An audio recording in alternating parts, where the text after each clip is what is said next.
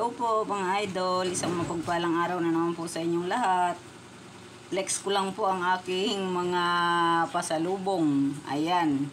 Ito pong mga lods, sumakay din to ng eroplano galing Davao.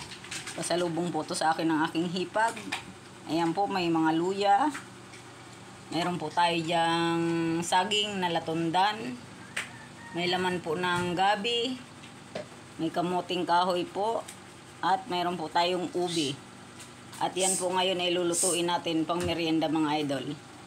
Pero po hindi kasama yung latundan kasi hindi naman po yan pwede sa ginataan mga lods. Ayan, at samahan niyo po ako magluto ng aking ginataan. Ayan, at kulong-kulo na nga po mga idol ang unang gata na akin na pong isinalang habang nagbabalat ng mga kamuting kahoy na yan at mga ubi po. At sinabay ko na nga po pala dun sa unang gata mga idol ang sago. Kaya ngayon pong kulong-kulo na yan, ilalagay ko na dyan ang saging.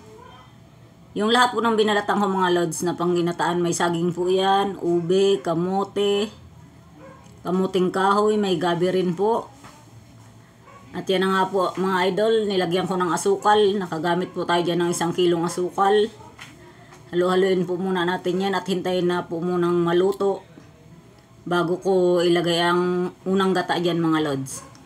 Ayan po kasi mga idol, ayan, ilagay ko na nga po ang unang gata kasi luto na po yung mga kanyang mga sangkap. Ilagay ko na po ang unang gata mga idol at ipinahuli ko pong ilagay ang kamote kasi yung po madali lang maluto.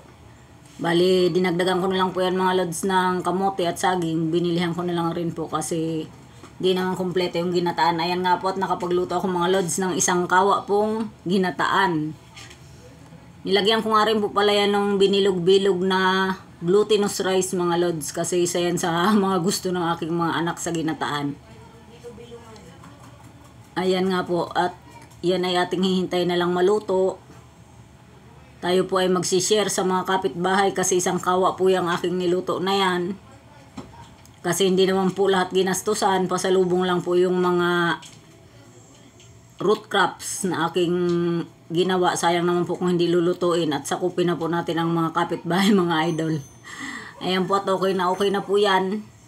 Nilalagay ko na po dyan pa isa-isa yung mga rice flour po mga lods kasi kahit magkakahiwalay silang binilog-bilog dumidikit po talaga, hindi siya maitaktak ng isahan. Kaya isa-isa ko pong nilalagay. Yun naman po madali lang maluto pag lumutang na siya.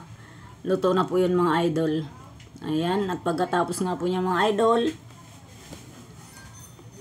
kung mailagay lahat yan, luto na po yan. Lulutang na po agad yan. At yan, kainan na naman po mga lods. Masarap-sarap ang merienda. Nakakabusog po talaga yan pag ganyang ginataan. Ayan, mega love shoutout po sa inyong lahat mga lods. Kumusta po kayong lahat? Happy Sunday po sa inyo. Lalong-lalo na po ang ating mga kababayang OFW. Sa mandako ng mundo po kayo nandun mga idol. Ingat po kayo palagi. Kumusta po kayo? Lagi lang po tayong maging happy.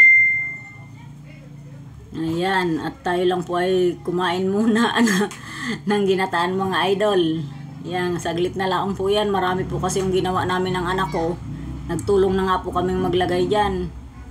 Yan na po mga lods. Luto na yan. Kain po tayo mga idol. Thank you po sa aking mga subscribers, sa aking mga viewers, sa mga silent viewers po. Maraming salamat po sa inyong lahat. God bless us all.